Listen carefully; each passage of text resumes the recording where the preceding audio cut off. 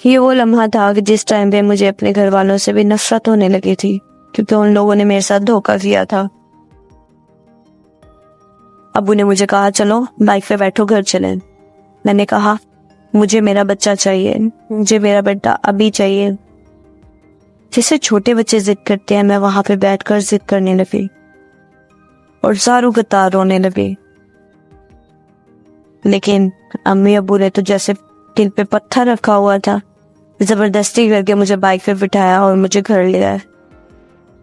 وہ بچہ جو کہ مدر فیٹ پہ تھا، میں تو سوچ سوچ کے پریشان تھی اور اس وجہ سے زاروں قطار رو رہی تھی کہ وہ ابھی کچھ کھاتا بھی نہیں ہے، وہ صرف مدر فیٹ پہ ہے۔ ایک ماں ہی جانتی ہے کہ جب مدر فیٹ پہ بچہ ہو اور اس سے بچے کو دور کر دیا جائے تو دونوں کا ہی برا حال ہو جاتا ہے۔ خیر میں ساری رات روتی رہی، لیکن میری کسی نے نہیں سنی۔ ایک دن گزرا، 2 دن گزرا، ہفتے گزرے، مہینوں گزر گئے۔ میں نے سوچا شاید وہ بیبی بڑا ہو گیا ہوگا۔ میں نے اپنے ابو سے کہا کہ مجھے ایک بار ملوا دے۔ ابو نے کہا ٹھیک ہے میں ملوا دوں گا میری جان، کوئی مسئلہ نہیں ہے، میں رات میں آؤں گا تو ہم دونوں چلیں گے ادھر۔ میں بہت خوش ہوئی، میں رات ہونے کا انتظار کرنے لگی۔ جیسے ہی رات ہوئی ابو آئے اور میں نے کہا چلیں ہم۔ ابو نے کہا بیٹا مجھے کھانا تو کھانے دو، مجھے فون کر کے وہاں بتانے تو دو کہ ہم ملنے آ رہے ہیں۔ میں بہت ایکسائٹیڈ تھی، میں انتظار کرنے لگی ابو کب کھانا کھائے، کب کال کرے اور کب جائیں۔ میں بالکل اس طرح سے ہو گئی تھی جیسے چھوٹی سی بچی ہو۔ ابو نے فون کیا، انہوں نے کہا کہ نہیں ہم گھر میں نہیں ہیں۔ میرا دل ٹوٹ گیا کہ مجھے میرے ہی بچے سے ملنے سے منع کیا جا رہا ہے۔ انہوں نے کہا آپ لوگ کل آ جائیے گا۔ ابو نے کہا بیٹا کل چلے جائیں گے، ایک رات کی تو بات ہے۔ لیکن سب کے لیے ایک رات تھی، میرے لیے 2 سالوں سے بھی بڑھ کر تھی۔ ساری رات نہ میں سو سکی، میں سوچ رہی تھی جلدی سے صبح ہو، دن نکلے اور میں اپنے بیٹے سے ملوں جا کر۔ جیسے ہی صبح ہوئی ابو صبح سویرے کام پر چلے گئے، میرا کمرے سے باہر آنا شاید لیٹ ہو گیا۔ ابو چلے گئے اور میں پھر راہ تکتی رہ گئی۔ شام ہوئی، ابو واپس آئے اور کہا بیٹا میں کھانا بعد میں کھاؤں گا، چلو پہلے تمہیں لے کے چلتا۔ ابو مجھے لے کر وہاں چلے گئے میرے سسرال۔ جب ہم وہاں پہنچے تو میرا بچہ میری نند کے پاس تھا۔ وہ بہت کمزور ہو گیا تھا، وہ مسلسل رو رہا تھا، کچھ کھا پی نہیں رہا تھا۔ میری تو روح ہی نکل گئی اپنے بچے کی حالت دیکھ کر۔ میں نے اسے اٹھا کر اپنے سینے سے لگایا، اسے پیار کیا۔ وہ 2 منٹ کے لیے خاموش ہو گیا، جیسے اس نے میرے ہاتھوں کو پہچان لیا ہو۔ میں نے کہا کہ میں اسے الگ کمرے میں لے جاتی ہوں، میں اسے فیڈ کروانا چاہتی ہوں۔ انہوں نے کہا نہیں اسے فیڈ ہی کروانا، بہت مشکل سے ہم نے اسے کھانے پہ لگایا ہے، جبکہ کہ بچہ تو کچھ کھا ہی نہیں رہا تھا۔ ان لوگوں نے مجھے اجازت نہیں دی کہ میں اسے فیڈ کرا سکوں۔ اگر فیڈ کرواتی ہوئی تو بیچارے کا پیٹ نہ بڑھتا۔ خیر کچھ ہی گھنٹے ہم وہاں پہ رکے اور ابو نے واپسی کا کہا۔ میں نے بھی دل پہ پتھر رکھ لیا اور الوداع کر دیا اپنے بچے کو۔ لیکن صبح شام میں صرف اپنے بچے کے بارے میں سوچتی رہتی۔ میری خالہ کے کوئی جاننے والا تھا، اس نے مجھے کہا کہ اس طرح سے تو تم ڈپریشن کا شکار ہو جاؤ گے، دنیا بہت بڑی ہے، دنیا کو دیکھو اور جینا سیکھو۔ میں نے کہا مجھے دنیا اب اچھی ہی نہیں لگتی۔ انہوں نے کہا حوصلہ کرو، بس اپنے کپڑے بناؤ، میں تمہیں دبئی بھیج دوں گی۔ میں نے بھی سوچا کہ شاید میں دبئی چلے جاؤں تو میں بھول جاؤں گی اپنے بچے کو. وہ بھی اپنی زندگی میں خوش رہے, میں بھی اپنی زندگی میں. اور جو پہلا بچہ ہے میں اس کے لیے بہت کچھ بنا لوں گی.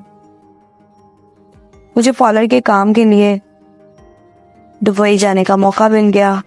میں نے جیسے تیسے کر کے اپنے نئے کپڑے بنائے اور دبئی کے لیے نکل پڑی. جب میں دبئی نکلی تو وہاں پہ میری جاننے والی تھی جس کی وجہ سے میں دبئی پہنچی. انہوں نے مجھے ایک پارلر میں کام کے لیے رکھوا دیا. وہ پارلر اتنا بڑا کہ میں نے اپنی زندگی میں پہلی بار اتنا بڑا سیلون دیکھا. وہاں پہ ایک دو عورت نہیں تھی بلکہ ڈھیروں تھی, اور ورکرز بھی ڈھیروں تھے. مجھے اس نے کہا تمہیں پیڈیکیور کرنا ہے اور جو ایکسٹرا کام ہوں گے وہ تم نے کرنا ہے. مجھے تو اس بات کی خوشی تھی کہ میں دبئی آ گئی ہوں. میں نے بھی ہاں کر دی اور وہاں پہ لوگوں کے پاؤں صاف کرتی رہی دبئی جا کر. سب کا یہی کہنا تھا کہ میں باہر ہوں, میں ریال درہم پتہ نہیں کیا کیا کما رہی ہوں. لیکن میرا دماغ تو پھر بھی میرے بچے کی طرف تھا. وہاں پہ بہت سی لڑکیاں میری دوست بنی اور مجھے گھمانے کے لیے لے گئی. جب ہم گھومنے گئے, ہم نے دبئی دیکھا, تو میں کچھ ٹائم کے لیے اپنے بچے کو بھول گئی اور اپنی زندگی جینے لگی.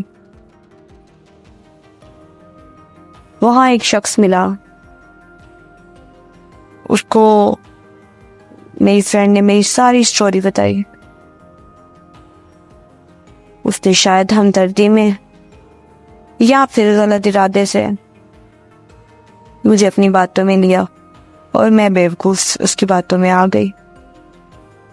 مجھے ایسے لگا جیسے مجھے سچی محبت ہو گئی ہے. میں اس کے پیار میں پڑ گئی. کچھ ہی ٹائم گزرا, ہم ایک دوسرے کو ڈیٹ کرتے رہے. لیکن پھر کیا تھا, اس کی شادی ہو گئی اور وہ اپنی بیوی کے ساتھ سیٹل ہو گیا. میں پھر اکیلی ہو گئی. پھر محبت نام سے بھی نفرت ہونے لگی کہ ہر چیز جھوٹ ہے, فانی ہے. یہاں پہ میں جو کماتی میں پیچھے بھیج دیتی اپنے ماں باپ کو, اپنے لیے کچھ بھی نہ رکھتی.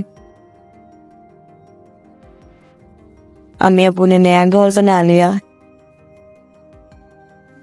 پھر میں پہلے وزٹ سے جب واپس آئی تو میں نے دیکھا کہ ماشاءاللہ سے گھر تو جیسے گھر کا منہ نکل آیا ہو, اتنا خوبصورت امی ابو نے گھر بنا لیا. اس ٹائم بھی میرے پاس کافی پیسے تھے. میں نے گھر کے سارے سامان لے کے آئی, نئی چیزیں لے کے آئی.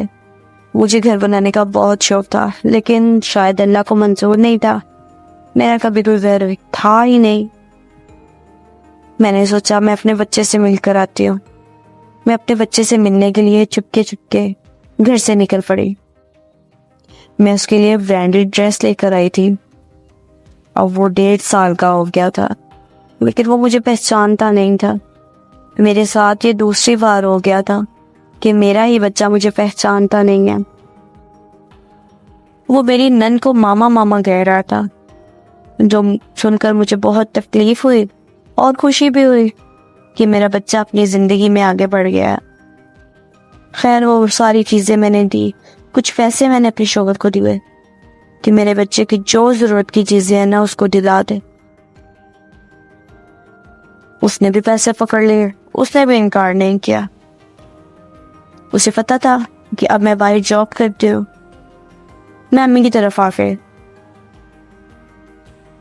آنے سے پہلے میں اس کو اپنا فون نمبر دے کر آئی کہ اگر اس کے لیے کسی بھی چیز کی ضرورت ہو تو تم مجھے کال کر سکتے ہو. اس نے میرے نمبر پہ رابطہ کیا اور مجھے کہا کہ میری زندگی میں واپس آ جاؤ. شاید یہ اب ممکن نہیں تھا کیونکہ ہمارا ڈیورس ہو چکا تھا. اس نے کہا اس بچے کو دوبارہ ماں مل جائے گی, اور میں اس کی باتوں میں آنے لگی. بیوقوف تھی یا آپ کے بچے کی محبت میں تھی.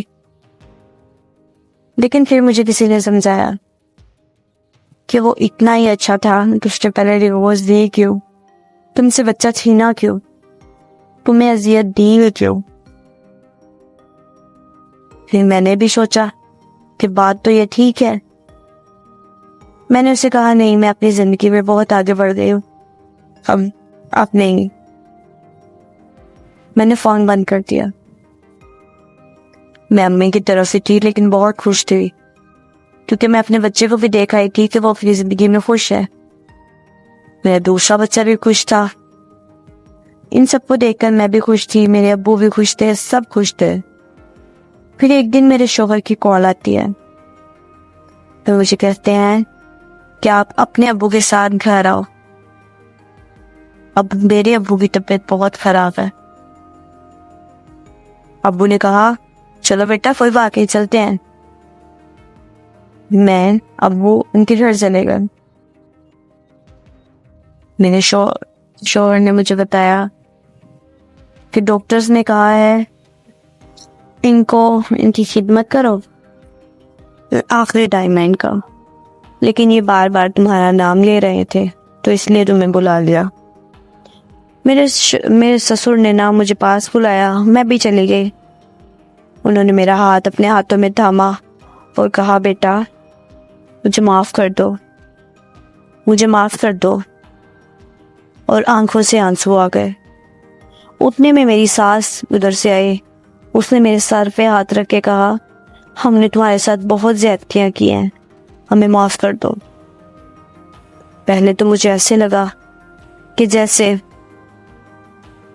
ان لوگوں کو پیسہ نظر آ رہا ہے، میری باہر کی جاب نظر آ رہی ہے، اس لیے یہ لوگ ایسے کر رہے ہیں. کچھ ایسا بھی تھا کیونکہ سکس سینس ہمیشہ تو نہیں لیکن کئی حصے تک صحیح کام کرتی ہے. مجھے سچ میں ان لوگوں نے بہت اذیت دی تھی، بہت تکلیفیں دی تھی جو کہ میں کسی کو بتا بھی نہیں سکی. لیکن میں نے وہیں پہ کہا کہ میں نے آپ کو معاف کیا، میں نے سب کو معاف کیا. اور یہ کہہ کر میں نے ابو کو کہا اب ہم گھر چلتے ہیں. ابھی ہم گھر ہی پہنچے تھے کہ دوبارہ کال آ گئی اور کہا کہ ان کے ابو کی ڈیتھ ہو گئی ہے. ہم واپس گئے.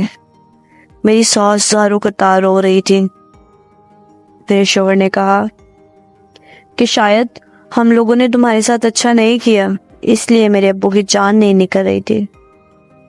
کچھ مجھے بھی فیل ہو رہا تھا، نعوذ باللہ، اللہ بہتر جانتا ہے، لیکن مجھے ایسا فیل ہو رہا تھا کہ اللہ تعالیٰ ان کو سزا دے رہے ہیں.